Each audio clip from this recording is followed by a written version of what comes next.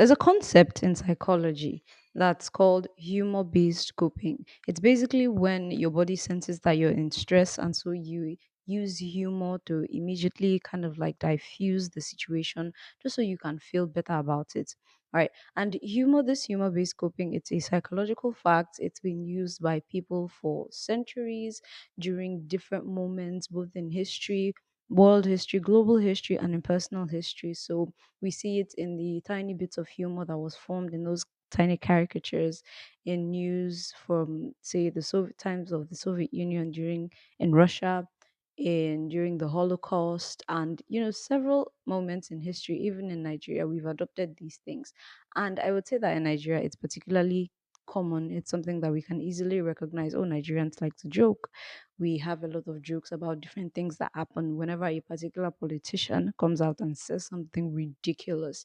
We joke it away. Whenever someone, especially, and this is my concern, is when people in power do things that they're not supposed to do things that are very disappointing and well embarrassing of people in power. Like, I'm embarrassed to call some of these people my leaders. We make jokes of it and then we brush it away. It's perfectly normal. I'm not saying this is a bad thing. It's something that happens. It's a way to cope. And right now, sometimes we need to laugh it away. That's what we like to say. Sometimes we need to laugh it away and, just make a bit of humor, find something good about the situation in each situation. And mind you, there's a trick, and this is how I know this really works. There's a trick I learned recently that when you're in a stressful situation, right, and you need to get your bearings quickly so you can think and move forward, just smile. Smile to yourself, and it kind of signals to your body that we're calm. It's not as bad as you think, and so it kind of reduces anxiety levels, and then you're able to move forward with whatever it is that you're planning on doing. Neat trick. Neat trick. Now, the point of this video for today is exactly what that does to us. So, I've already established that humor based coping creates this gap between the feeling of pain, like the immediacy of the situation that we're in, and how anxious it's meant to make us feel. It creates a certain gap between us and that feeling, us and that immediacy and urgency. Now, the question I want to ask for this video, I'll start it early. Question I want to ask is whether or not the gap that we are creating in between this event that's happening, how we're supposed to feel, is worth the urgency that it delays, is worth the urgency that we're risking, rather. So, is it worth feeling good about a situation when we take away the urgency of that particular situation, the urgency that it would have inspired in us, anyways, to act? You know how when it's in school, right? We have like 2 days, maybe a day left to when we have to submit a particular paper or an assignment or anything like that. And then that last moment is when all your adrenaline is just up in your body and you end up doing some of your best work. That urgency is what we take away from ourselves when we use humor to cope. And I'd like to ask, is it worth it? That was a lot of thinking. So, something else I want to point out is the way we do it here in Nigeria, especially as Nigerians. There's a way we do this humor thing, right? Whenever a situation pops up, whenever a an event or something that's particularly humorous pops up, we have this tendency to like use humor to overshadow the occasion within hours. And this is the type of humor that transcends time, it transcends tribe. And these are the major things that divide us as Nigerians. But this particular humor is something that somebody will be able to pick up on it. Somebody in the South would pick up on it and laugh. Someone in the North would also laugh at that same thing, regardless of what class you are, what tribe you are, right? It's a humor that binds us together in the same way this suffering, this the state of Nigeria as it gets worse, the same way it affects all of us, right?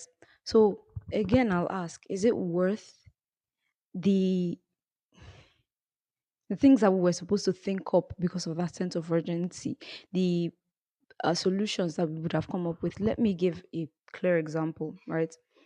As earlier this year, sorry, mid to earlier this year, when the president had gone on his borrowing spree, begun his borrowing spree, anyways, and it got to a point where it began to alarm Nigerians because, as I've mentioned in some of my other videos, this was particularly alarming to me because in my other videos, I've mentioned how Nigerians are already owing several interests from the Paris Club to certain foreign companies. They have their own like deals. You can refer to the video for more details on that. So we have a lot of people we are owing, and we have systems set up to pay these people already. It's already gotten to the point where it's incredibly hard for us to keep up because we are very dependent on oil, and Nigeria hasn't found a way to diversify, to veer away from that part of using oil to pay for everything. And the oil now is, even though the prices of oil may be increasing in the market, um our oil is already bargained for. So do we really feel the weight of that? No. And so when Nigerians noticed that the president was borrowing like this at an alarming rate, there's like we've already had this panic before. And so there was an increase in the panic, and then Nigerians took action. It was small, almost unmeaningful, but it was action. And it's something that prior to what that was, I wouldn't have been able to think of that. But Nigerians did do that, storming CBN's comment section and was like, yo, let's not give this man any money anymore because he's taking too much, right? Like, stop giving him permission. And then that one ended when the comments were eventually blocked off. And then what happened next was that Nigerians began to create comedy and humor out of it. And that's where I feel the whole thing just snowballed into rubbish because we didn't do anything about it anymore. Last month, I heard the president had been borrowing again. Last week, it's news every single day. And when we think about these things, we refer back to the humorous part of it, what we did during that time and how funny it was. And so there's now this distance that has been created, this gap. And so we're no longer acting. It's become a normal thing. And that's another thing that humor does. It normalizes behavior that should otherwise be unacceptable, right? So that's basically what I want to clear out for today's video. I want to leave this question with you. Is it worth the urgency that we're sacrificing? Sorry, my head's not in it. I haven't been very good. That's why I haven't dropped a video for like uh, almost 3 weeks now. I haven't been steady, on a steady schedule with the videos I've been dropping, but I'll try to be a bit more frequent from now on. I want to be able to do a lot of research at the end of each video, so it's not just me thinking things. Like I said, it's going to be there's going to be like a lot of information. I want to do that for every single video, so I'm not just leaving you with a bunch of opinions. I want to set a stage where we can think through these things together, and then let me know what your thoughts are for this particular video and any other ones that follow. Yeah, let's create a space where we think with facts rather than just emotions. That's what I want the space to be. So this is something that I this issue of laughter being not a cure. It's not something that's laughter being like a band-aid for a very huge gash on our arms because it takes away it doesn't let us see the full extent of the damage that's been done. Right. So we see it, yes, children being kidnapped, that's not funny, right? We see that the president borrowing and putting Nigeria into more debt is not funny. We see that giving our oil away to several foreign interests without us really getting to capitalize much on a lot of it, it's not funny. A lot of these things are not funny.